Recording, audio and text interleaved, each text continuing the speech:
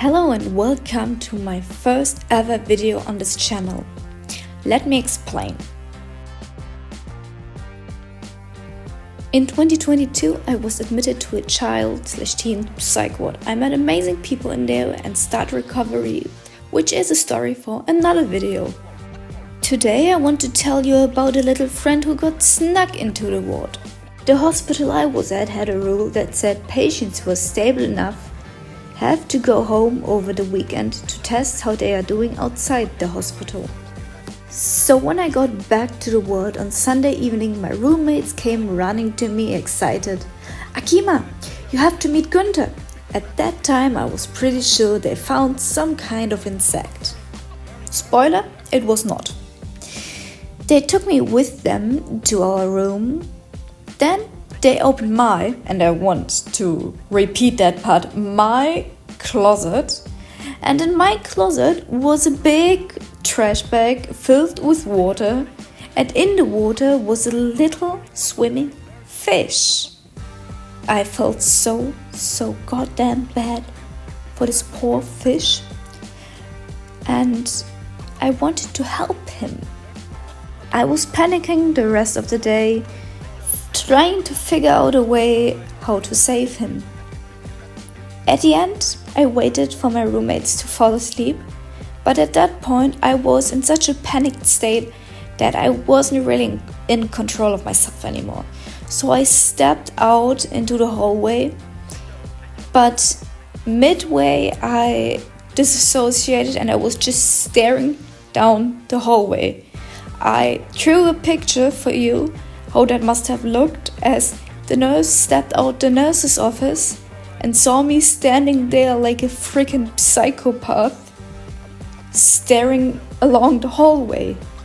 I was pretty lucky though that because my favorite nurse had night shift, and when he saw me standing there, he came over to me trying to disrupt the dissociation, which he succeeded with.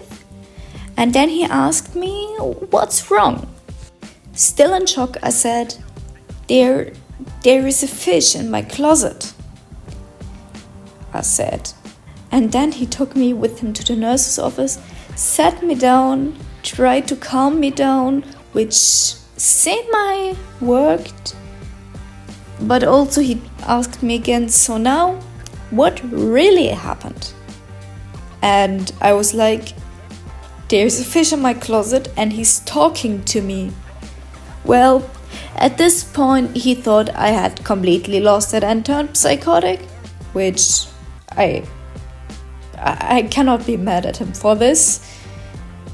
But he wanted to cooperate and find out what the real problem is, so he asked, "Show me the fish." I walked him to my room, then opened my closet and showed him the bag. "There really is a fish," he said. "I thought it was a dead fish to eat from the supermarket," he added. He told me he would care for the fish and I should just go to sleep because it was around 1 a.m. at that point. So I laid back down and tried to calm down. I was still completely in a panic mode, but it got better. Until 5 minutes later when I heard the toilet flushing something down. And I panicked so bad. I stood up, rushed to the nurse's office and asked, "Did you just flush down the fish the toilet?" And the nurse was completely confused and said, "No." He showed me a cup with a note on it saying, "Do not drink," and water and the fish in it. And I was like, "Oh, I'm sorry, I heard someone flush the toilet." And he was like, "Yeah, that wasn't me. The fish is having the best time of its life." The fish did not have the best time of its life, I know that. But it was funny at that moment because I was in such a panicky state, and all of that just because of a stupid little fish. That's the end of the story, but I just want to tell you the fish survived.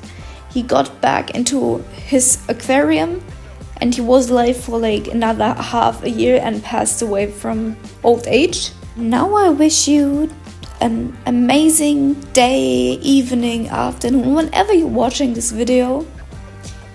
I hope I could make you laugh with my little story, and if you want more, write it in the comments. If you have video ideas you want to see from me, write them in the comments. I don't know if I can make every idea happen, but if you have any ideas, just let me know. I will plant in my Instagram and TikTok account. You can always contact me on there. Yeah, that's it. I hope you had fun watching this. I definitely had fun making this. So, goodbye, and I hope to see you again.